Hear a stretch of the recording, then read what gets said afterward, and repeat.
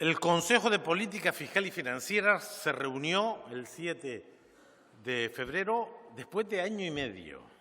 Por lo tanto, excelente noticia. Yo soy de los que creo que el mero hecho de que las instituciones funcionen tiene un valor. Lo que no puede ser es lo que hemos vivido en el último año y medio. Un gobierno sin competencias, sin funciones, sin ley de presupuesto, un órgano, el órgano multilateral más importante de la estructura del Estado español es el del Consejo de Política Fiscal y Financiera. Llevaba año y medio sin reunirse, expresión de la parálisis institucional total, absoluta. Muy mala noticia para la democracia, para los intereses que allí se discuten, no tener ese foro. Por lo tanto, que 3 semanas después de que el presidente Sánchez fuera investido, convoque el Consejo de Política Fiscal y Financiera, yo lo celebré. Es cierto que convocó de miércoles para viernes y sin un papel, evidentemente lo dije, pero es en sí mismo un valor convocar ese espacio porque es un espacio determinante en la estructura de dirección de un aspecto esencial que es la política económica y financiera. Por lo tanto, buena cosa. Buena cosa tener gobierno, aunque haya gente que no le guste y para gusto colores, y buena cosa tener una reunión del Consejo de Política Fiscal y Financiera que era esencialmente para 2 cosas en el orden del día. Uno, para informar de la financiación autonómica y los documentos disponibles y hablar de ello.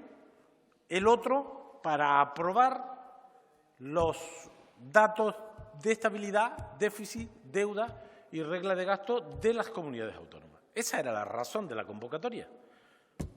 Año 20 y 21-23, por otro lado. Luego se hablaron de otras cosas. Es más, el 80% del tiempo se habló del IVA, que a nosotros nos toca de soslayo. 80%. Pero no del IVA. 80% del contenido del Consejo, los 6 responsables del Partido Popular en una bronca sin cuartel con la ministra que se defiende muy bien. Pero muy bien, yo no sé si es la que más manda, pero desde luego sabe lo que dice y se sabe defender. 80% estuvo discutiendo sobre el IVA, importaba poco la financiación autonómica, menos los planes de estabilidad, menos los asuntos propios del Consejo, poniendo en evidencia algo que a mí me inquieta en la política española en los últimos tiempos, y es la brecha,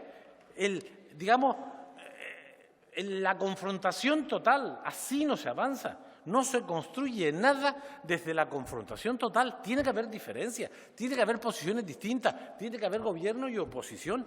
Pero aquel Consejo el otro día fue una pelea absolutamente política y partidista, exagerada y fuera de lugar. Y lo vemos en el Congreso de los Diputados, que tiene todavía un pase, que en el Congreso de Diputados se expresen así, pero parecía razonable que en el Consejo de Política Fiscal y Financiera se hablara del orden del día. Bueno, bronca. Nosotros, en relación a la financiación autonómica, hemos dicho lo siguiente. El sistema de financiación autonómica finalizó el vigente el año 14 y estamos en el año 20. Ni gobiernos con mayoría absoluta encauzaron este debate porque no es fácil y no va a ser fácil que lo encauce la mayoría progresista que hay ahora en el Parlamento español. No va a ser fácil. Pero también hemos dicho aquí antes, y lo repito ahora, que nosotros estamos en un buen lugar. No estamos a la punta adelante, pero no estábamos a la punta atrás como estábamos en el año 16. Estamos en un buen lugar. La recuperación de nuestra participación en el Fondo de Competitividad coloca a Canarias en un punto resistible. Y yo prefiero esta situación a un mal acuerdo. Y la pinta de un mal acuerdo empieza a dibujarse en el horizonte. Por 2 razones. Porque hay una condición que siempre se dio en el 2001. Yo participé activamente en el acuerdo de financiación del 2001 porque era presidente del Gobierno. En el 2009 opiné activamente desde fuera de las instituciones y siempre se resolvió el asunto de la financiación autonómica con más dinero. En el año 9, 11.500 millones de euros adicionales para una cuestión que no se tocara el statu quo de partida. Y nosotros no podemos permitir retroceder ni un euro de lo conquistado. Por lo tanto, dije en el Consejo de Política Fiscal y Financiera que va a haber dos condiciones ineludibles. La primera, respetar el statu quo. Nadie puede perder lo que tiene porque si no el acuerdo va a ser imposible. Y la segunda cuestión, que es la más difícil, para llegar a un acuerdo de financiación autonómica en España, con un gobierno que no tiene mayoría, se necesitan más recursos, no menos de 12, 14, 16.000 millones de euros. Y en el marco de las finanzas públicas eso no está. Y si tuviera que estar, no cabe otro remedio que sacar el dinero donde sale en el mundo de lo público, persiguiendo el fraude y aumentando la presión fiscal. No hay ningún otro mecanismo y lo demás es engañarse. Por lo tanto, nosotros estamos organizados, teníamos todos los datos, tenemos un buen equipo para defender nuestras singularidades si hay financiación autonómica. Pero lo decía el amigo Luis Campos, nosotros sabemos cuáles son nuestras fuerzas, conocemos la correlación de fuerza del resto, conocemos nuestras virtudes, coberturas y también nuestras debilidades. Si hay un acuerdo que respete nuestro statu quo y ponga más recursos, bien. Lo que no dé estas dos condiciones, mal, y si no, al tiempo. Sobre la otra cuestión que yo planteé, que es el tema del superávit. No venía a cuento, no estaba en el orden del día, pero allí todo el mundo habla lo que le da la gana sin venir a cuento, pues yo también. Y yo dije, nosotros vamos a apoyar la senda que ustedes plantean para las comunidades autónomas de 2 décimas más de déficit, 1 punto más de deuda, pero a nosotros eso no nos dice nada. Nosotros estamos en un estatus distinto. El libro nuestro es que se flexibilice la regla de gasto. El libro nuestro es que se pueda aplicar el superávit a gasto e inversión, al menos de forma parcial. Y lo dije, y la ministra respondió que está dispuesta a discutirlo. Insisto, las reglas fiscales no son de ayer.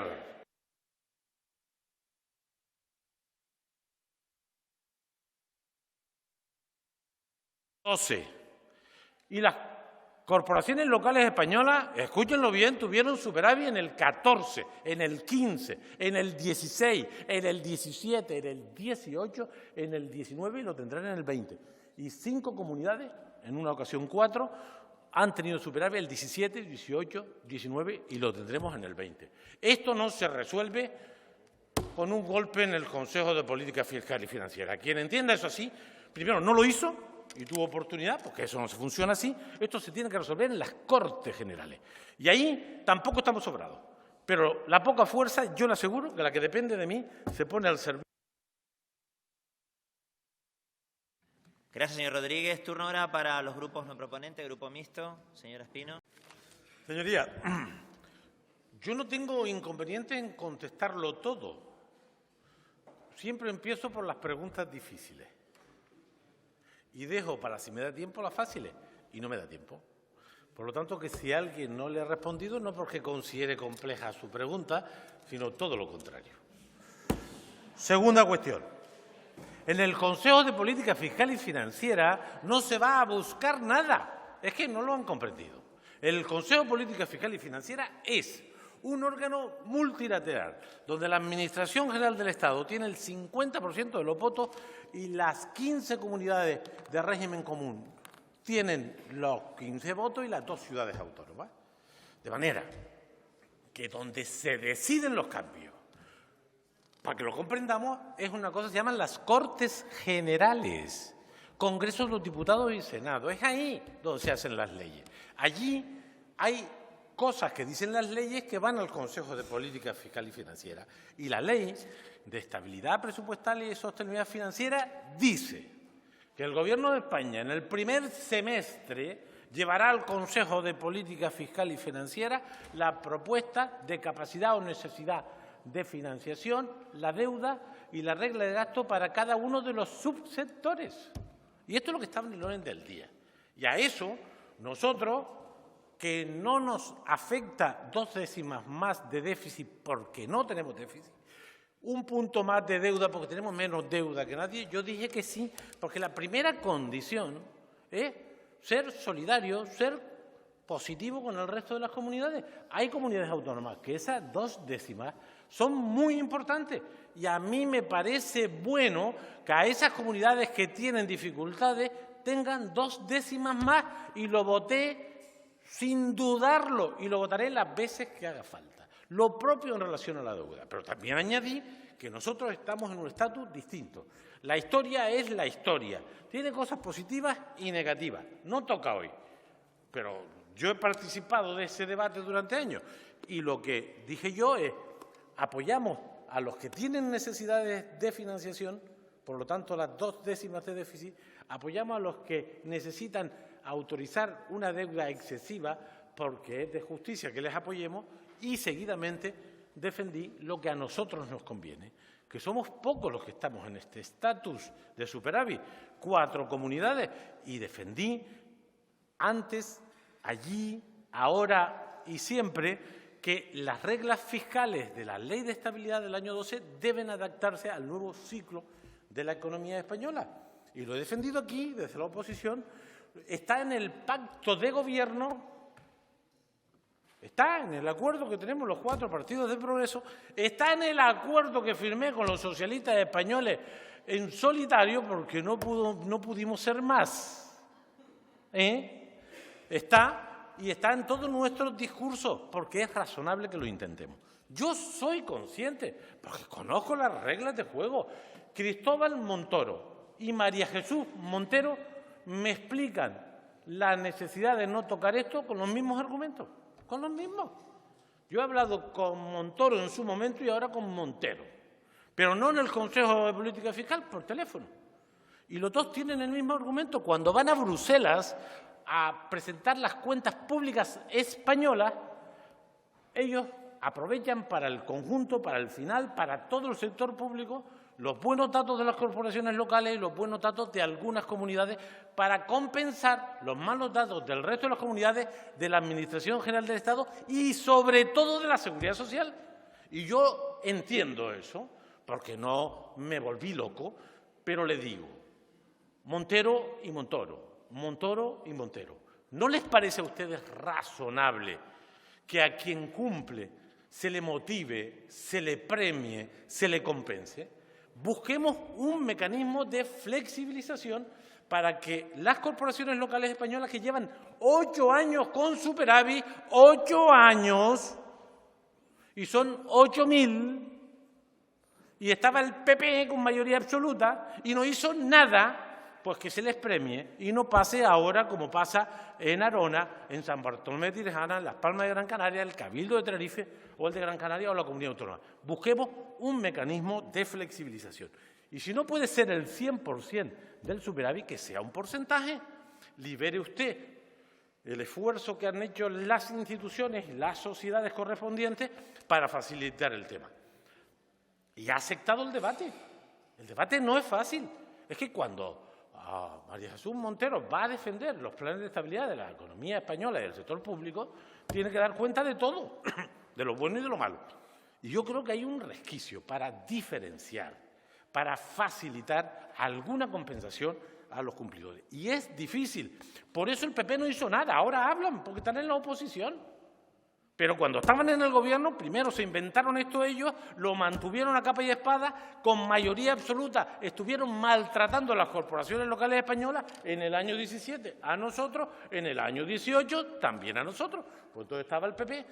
Ahora, yo creo que hay un resquicio para flexibilizar en parte la aplicación del superávit que compense el cumplimiento sin que se pongan en peligro los datos globales del Estado español frente a Bruselas. Y si esto no lo entendemos nosotros, pues entonces no seremos interlocutores válidos para nada. Por lo tanto, nosotros vamos a pelear en el Consejo de Política Fiscal y Financiera y en el Congreso. Esta mañana deslicé, y hubo alguien que lo entendió, que nosotros vamos a agotar todas las posibilidades de diálogo y de entendimiento. Pero nosotros estamos en las Cortes Generales. Ya lo hicimos, no es la primera vez, ya lo hicimos. Es más, tenemos redactado el texto, pero vamos a agotar las posibilidades. Y si hay que presentar iniciativas en el Congreso, las presentaremos.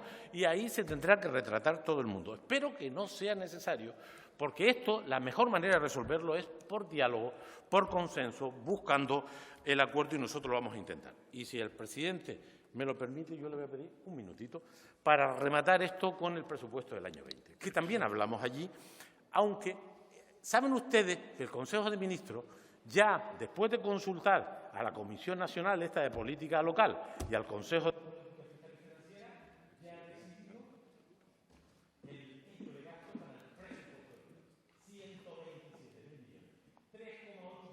más que el gasto consolidado del año 19, 6,8% más del gasto del 18.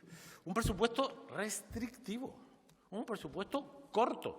Hay algunas figuras fiscales que aprobó el Consejo de Ministros ayer o esta mañana, no me acuerdo bien, que no va a dar tiempo a recaudar lo que pretende, de manera que estamos en un marco presupuestario complicado. De todas formas, a mí me parece una buena noticia que se inicie el trámite del presupuesto. Seguro que vamos a llevarnos algunos disgustos, seguro que va a haber más de una confrontación, pero es mejor tener presupuesto o posibilidades de tenerlo que lo que hemos vivido el año 19. Y yo me alegro de que exista un Gobierno que inicie los contactos y los acuerdos en el Consejo, que se ponga a trabajar en el presupuesto del 20 y nosotros, que tenemos perfectamente identificadas nuestros objetivos y tareas, nos pongamos a dialogar o a pelear